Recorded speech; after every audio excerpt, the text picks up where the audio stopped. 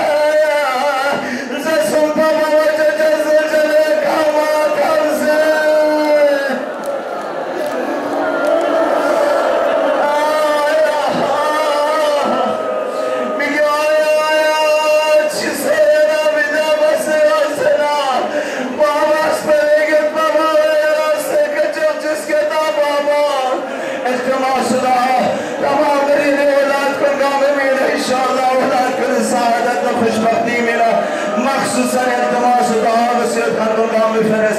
اخ سالم في قصه يومات بيجي وجه صوم سكين في قصه كسر من بابا ما تجينا بابا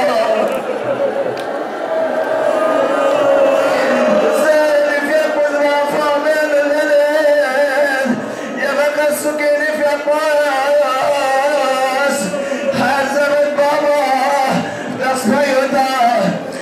كربلاء لمنو يا راعي واسنت مسلمي شق الشهيد صوص زرمنا مسلمي وما تشوف عمل صبزي الشهيد بالمسلم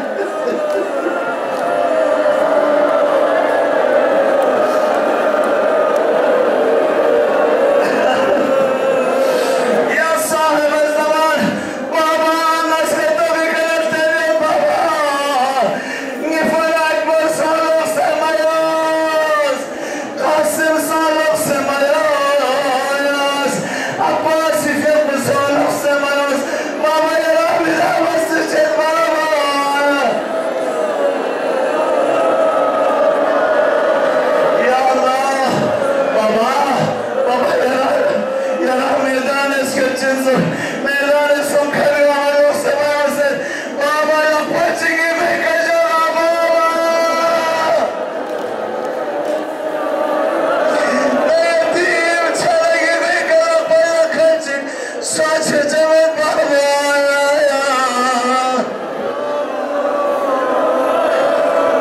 سيعلم الذين ظلموا أي منقلب ينقلبون